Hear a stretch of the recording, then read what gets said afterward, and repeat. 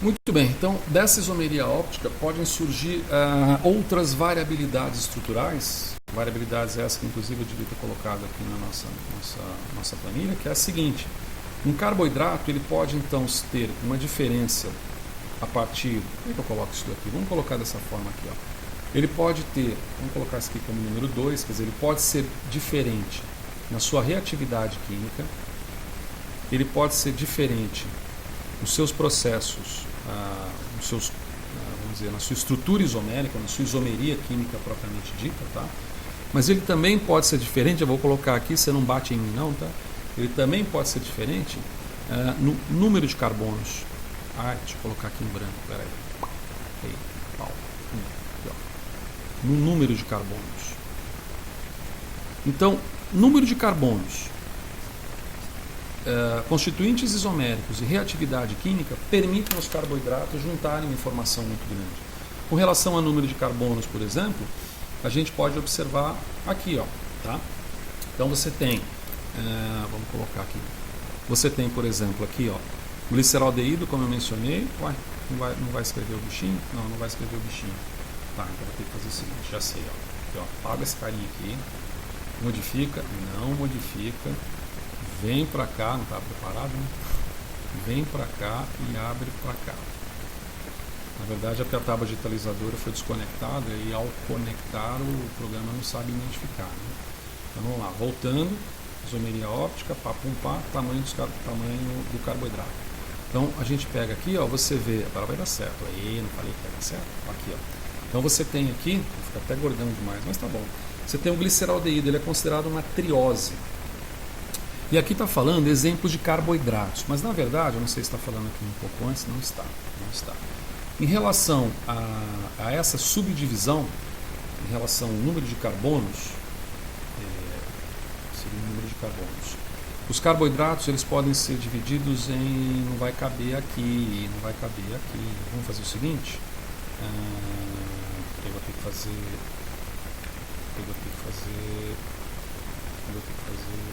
agora deu. Eu vou eliminar isso aqui, ó. Beleza? É bom que a gente simula mesmo uma sala de aula, né? Em que tudo pode dar errado.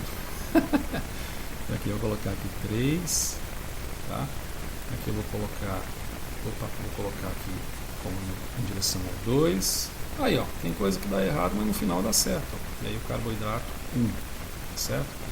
Carboidrato. Que seria o seguinte, então é o número 3 que a gente colocou, né? Beleza, número 3. Então no número 3 ele vai ser diferente em número de carbonos.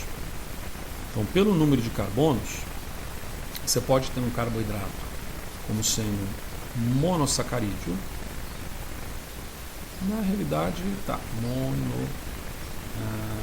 peraí. Número de carbonos. Eita, é bem isso. Você pode ter uma triose, você pode ter uma tetrose, você pode ter uma pentose, tá vendo essa terminação ose? Você pode ter uma hexose e assim por diante. Hexose e assim por diante.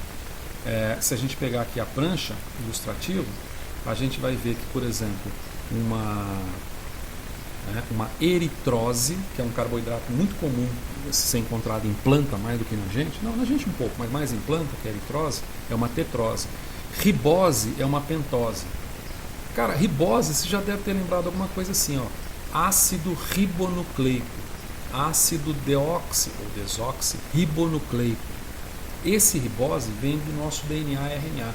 Quer dizer, o nosso material genético, DNA e RNA, contém um açúcar, que é um açúcar na forma de uma pentose, especificamente aqui, portanto, uma ribose. Ou você pode ter hexoses. Então, hexose você tem aqui uma glicose e uma frutose. Dá uma sacada na diferença entre o principal açúcar do sangue, que é a glicose, e o principal açúcar associado a mel, associado a frutas de um modo geral, né? Quando a gente pensa em glicose, sangue, energia para cérebro, musculatura, etc., você nunca associa frutose como sendo uma energia para o cérebro. Inclusive, a frutose em excesso ela é tóxica ao sistema nervoso central, ela diminui o aporte, ela tem uma função chamada sequestradora de fosfato, ela impede o fornecimento de fosfato que é necessário para você gerar ATP, adenosina trifosfato. Tá? Então ela é um sequestrador de fosfato, ela não é legal, e ela é lipogênica, ou seja, gera gordura, ao passo que a glicose é a principal forma de carboidrato disponível no sangue para ser utilizada num momento em que há uma depressão de glicose, por exemplo, sistema nervoso central, né? Alguma coisa dessa natureza. Então, nesse sentido, se você observar a glicose e a frutose, aí você vê o poder da isomeria constitucional, né? Você vê que ambos possuem 6 carbonos. O posicionamento das hidroxilas, então aquela isomeria que poderia ser uma isomeria configuracional, o posicionamento dessas hidroxilas, como epímeros, lembra daquela história? Epímeros, diastério, isômeros, né? Eles são os mesmos, se você observar. Mas a única diferença que eu tenho entre o principal açúcar do sangue e o açúcar que pode ser tóxico se ele estiver elevado no sangue, que seria a frutose, é isso aqui, ó. A frutose é uma cetose, ao passo que a glicose é uma hexose. E isso cria uma diferença fenomenal em termos da constituição, vamos dizer assim, do direcionamento enzimático com que esses açúcares vão ser oferecidos para o pool de enzimas metabólicas. Tá bom? Então, uma enzima que trabalha com glicose vai trabalhar com glicose, uma que trabalha com frutose vai trabalhar com frutose. Tá? Muito dificilmente uma enzima vai conseguir trabalhar com as duas, mas em biologia a gente nunca coloca 100% de nãos. Existe sempre uma pequena variabilidade. E aí você tem uma representação dessas estruturas, como por exemplo a representação de Fischer para essas estruturas, tá? E a gente vai puxar o J-mol aqui para ver.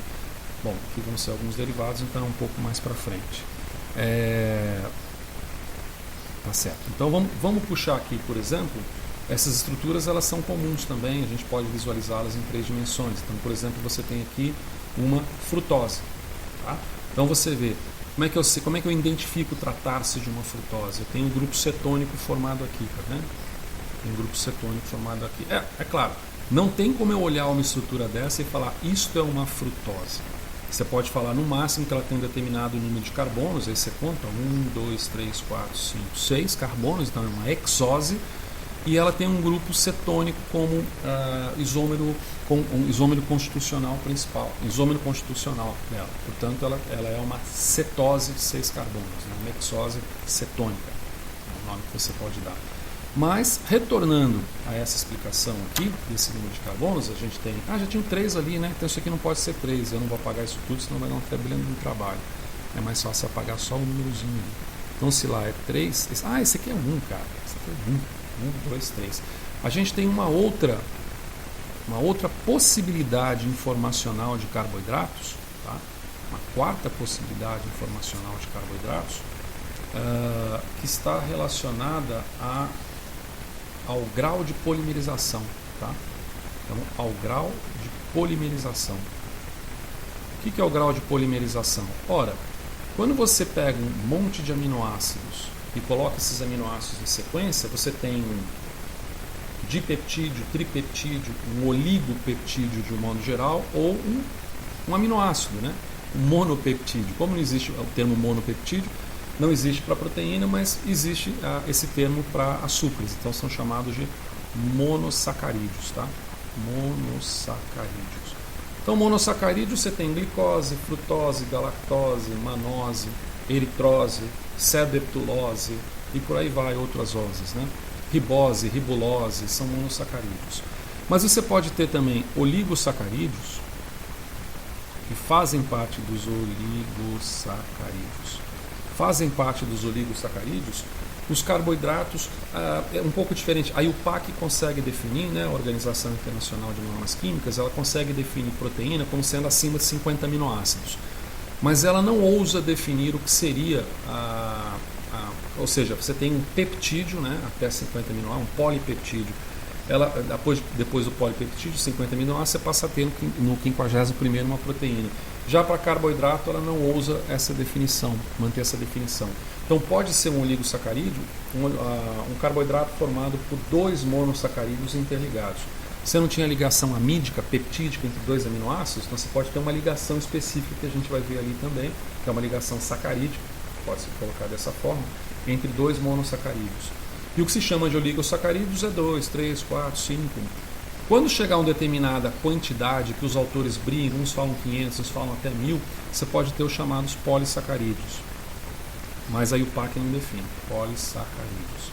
Nos polissacaridioso, carideoso, como quiser escrever, você tem uma quantidade muito maior. Então, exemplos clássicos de polissacarídeo, por exemplo, você tem o amido. O amido é um polissacarídeo. Outro exemplo clássico de um polissacarídeo pode ser o glicogênio. Outro exemplo clássico de polissacarídeo, glicogênio. Outro exemplo clássico pode ser a celulose. Tá? São exemplos clássicos. Outro exemplo clássico, a quitina da carapaça de crustáceos, de alguns insetos, né? Quitina. Não confundir quitina com queratina. Né? Quitina é aquela casca do camarão, vamos dizer assim, e a queratina é uma proteína do cabelo. Quer dizer, não é propriamente aqui, né? É de quem tem cabelo mesmo. Tá certo? Então você tem a quitina. Oligosacarídeos são os mais variados. Então você pode ter oligosacarídeos, você pode ter, vamos colocar aqui, sacarose. Sacarose de cozinha, né? Açúcar de cozinha. Você pode ter lactose, açúcar do leite, nós vamos ver essas estruturas. Você pode ter a maltose, o açúcar relacionado ao malte, né? Fabricação do pão, da cerveja, por exemplo, né? E outros tantos. Né? E monossacarídeo, já que a gente estava completando, então você pode ter a glicose, você pode ter a frutose, você pode ter a galactose. Tá? Galactose. Então esses termos OSE, em medicina OSE normalmente lordose pode ser um problema, ou em veterinária, medicina sinomose, parvovirose pode ser um problema. Mas em bioquímica esse termo OSE está relacionado mais à estrutura química propriamente dita. Tá bem?